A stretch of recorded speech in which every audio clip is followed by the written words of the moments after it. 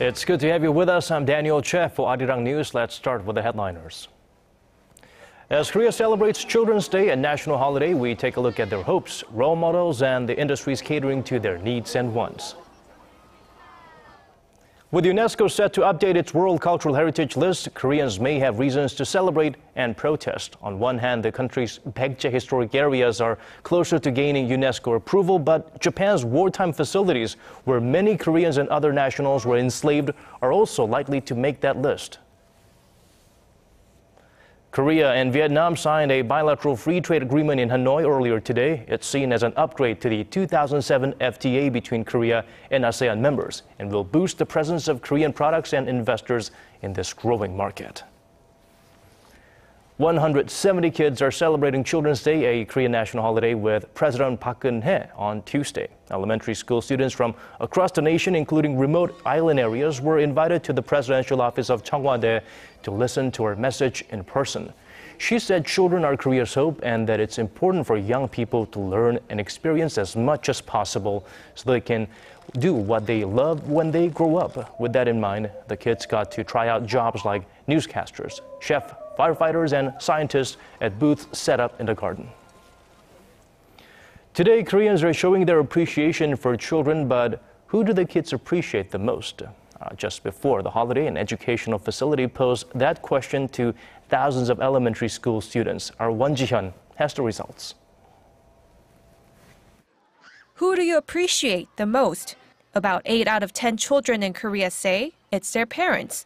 That's according to a recent survey of nearly 23,000 elementary students conducted by home learning program Ice Cream. The survey showed that a whopping 81% of children said parents are the people they appreciate the most in their lives. Friends and others both came in second place at 7%, followed by teachers and family relatives.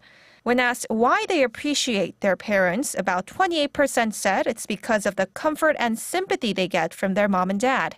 Other reasons included kindness, encouragement, and unconditional love. So how do Korean children show their appreciation?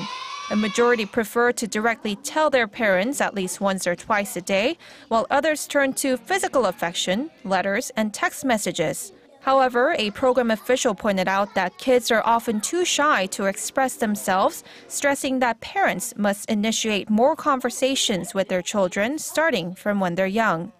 Won Ji-hyun, Arirang News. And while we take this day to honor children, a global report takes a timely look at motherhood, which directly affects the well-being of kids around the world. Korea ranked high on the 16th annual State of the World's Mothers report released Tuesday by international nonprofit Save the Children.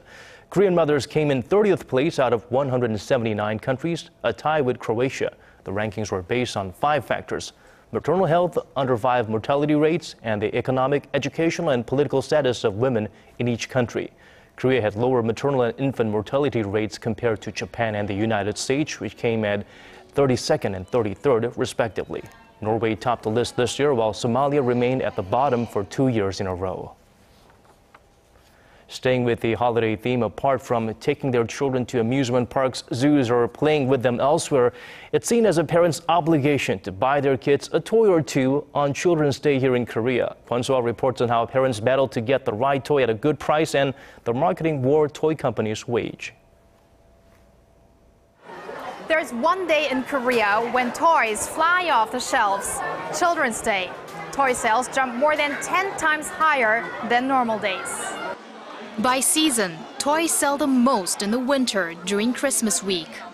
But when it comes to sales made in a single day, Children's Day holds the record. Demand is high for character toys that are also on TV. Currently, the most popular ones are Japanese characters, while Korean character toys make up around 20% of the market. To help drive the spending frenzy, marketers are offering loads of promotions and discounts to get parents to pull out their wallets. And grandparents too. According to the online shopping mall auction leading up to the holiday, toys purchased by customers aged 50 and above rose 70% compared to last year.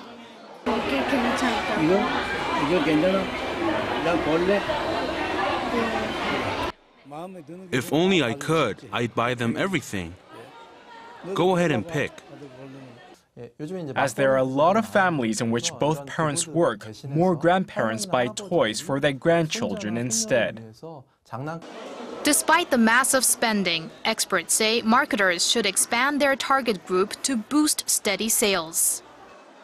Kidults are increasing in Korea. The related market rakes in over $90 million annually. Industry watchers say many nostalgic characters that appeal to older generations are still popular and ideal for toy companies to expand on if they want to try and capture the hearts of both the young and old at once. Kwon So-ah, Arirang News. Let's step out of the holiday theme for now. Korea is now campaigning to add another historical site to UNESCO's World Heritage List. Will the country's southwestern region, home to one of its three ancient kingdoms, make the cut? Our Park Se-young reports on why the Baekje Historic Areas deserve the green light. Kings and queens lay buried here in the ancient capital of the Baekje Kingdom. Along with the Goguryeo and Silla kingdoms, Baekje shared and fought over the Korean peninsula in the first millennium. Now the Korean Cultural Heritage Administration says the Baekje Historic Areas are close to gaining UNESCO approval. According to the Korean agency, the International Council on Monuments and Sites evaluated the area and submitted a report recommending that it be inscribed on the World Cultural Heritage List.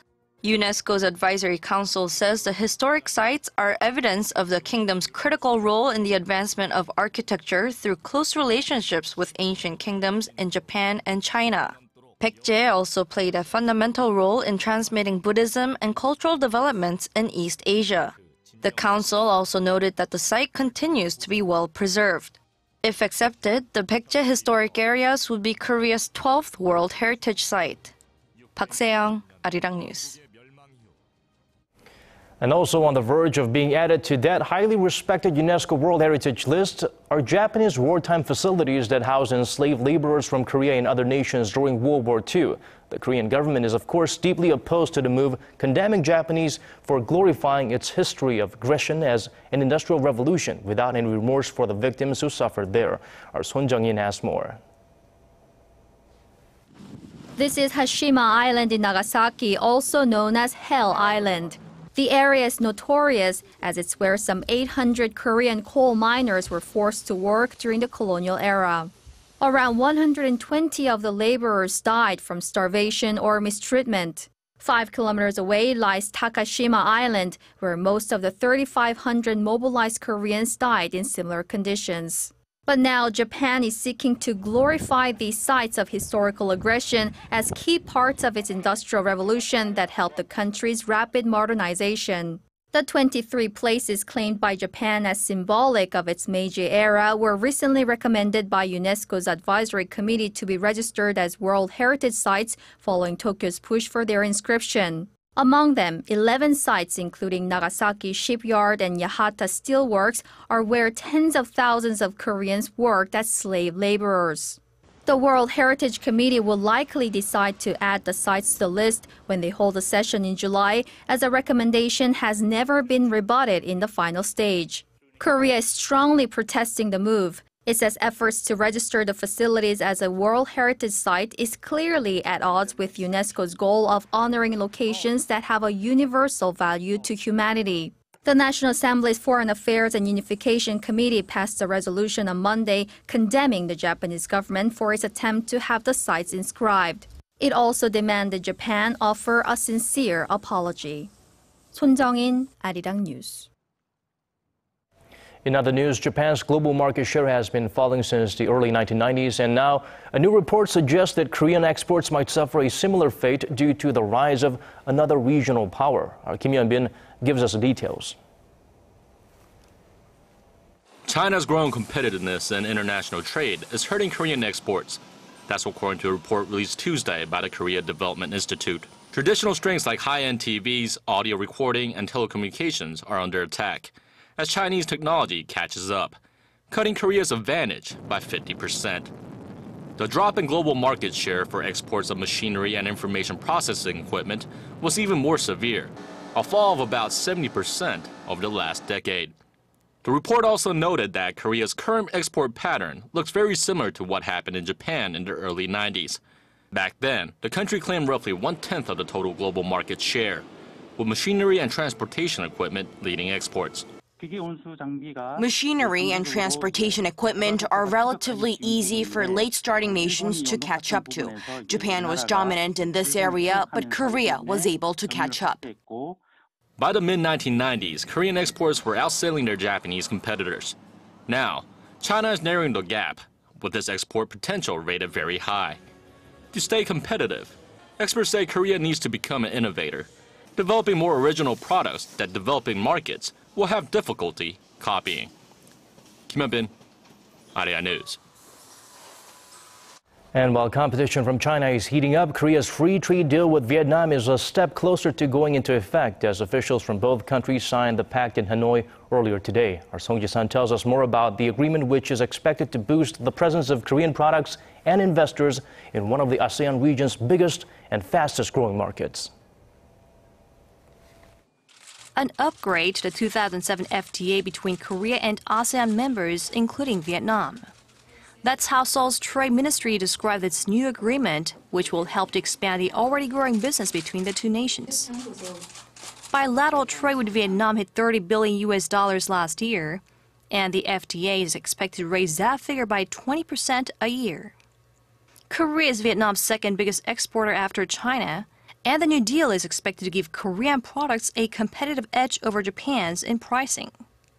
Japanese goods had an advantage after the country signed an economic partnership agreement with Vietnam in 2009. The new FTA will remove tariffs on over 92% of Korea's export volume to Vietnam from the previous 86% agreed in the ASEAN Pact, edging past Japan's tariff-free volume of 90%. Popular Korean export items such as washing machines, rice cookers, cosmetics, and automobiles will see tariffs disappear over the next 10 years. The two countries will also seek to enhance protection for foreign investors by reinforcing investor-state dispute settlement. More than 4,000 Korean companies have already entered the Vietnamese market, which boasts an annual GDP growth of 5.4% in 2013. The two countries will work toward ratifying the bill, aiming to implement the pact within this year. Song Ji-sun, Arirang News. And now let's zoom in on the latest on the NYU student detained in North Korea. Chu Won-moon, a South Korean national and permanent U.S. resident, deliberately entered the communist state late last month. In an interview with CNN released on Tuesday, the 21-year-old said he, quote, wanted to be arrested. In an upbeat mood, Chu said he hoped his illegal entrance could have a good effect on relations between North and South Korea. He added that he wanted to show the world that an ordinary college student like him could enter the state illegally and return home safely with the generous treatment of the DPRK. Chu crossed barbed wire fences and a river to enter North Korea near the Great Wall of China in Dandong. He said he'd been thinking about the trip since February and couldn't get it out of his mind. In other news, the UN's top official on refugees has stressed that saving the lives of African migrants attempting to make the dangerous journey across the Mediterranean is an ethical obligation for the international community. In an interview with Yonhap News Agency on Tuesday, the UN's High Commissioner for Refugees, Antonio Guterres, urged members of the European Union to revise their immigration systems and streamline visa procedures so migrants are processed quickly and are allowed to stay in Europe. Guterres was speaking a matter of days after some 3,700 migrants from across northern Africa were rescued from boats near the coast of Libya. The Korean military offers several MREs or ready-to-eat meals, but they've long been criticized for lacking variety and being rather bland. Our Na Yeon-kyung has some good news for the troops. The military's top brass have decided to spruce up the menu. Take a look. In the U.S., military ration packs used to be called meals ready to expel instead of meals ready to eat. And things haven't been much different in Korea. The history of the Korean ration pack goes back to the 1960s when Korea sent more than 300,000 troops to fight in the Vietnam War. Since then, the quality and variety of the meals have come a long way. Currently, the Korean Army has 4 types of ration packs for its soldiers, categorized by the way the meals are made. The most popular type these days is this one right here. It has a flameless heater inside that will warm up the main dish without water or fire. All you need to do is pull this string right here, wait a few minutes, then voila, your food is ready to go. But there's always room for improvement. For one, many servicemen point to a lack of variety in the meals. Although there are 11 main dishes right now, the soldiers say some of them are very similar to each other and there's really no option for vegetarians. But all that's about to change. The military says it's planning to expand the options by increasing the number of dishes to 36, including curry and Korea's iconic bibimbap. They will also bring in existing outdoor camping products that are more affordable than packs currently used in the military. We plan to incorporate civil products so soldiers can use them immediately and also save the state budget by replacing the stockpiles. The military will also lighten the weight of the packages. Officials hope these efforts will boost soldiers' morale and help them better protect the country. 나현경, Arirang News.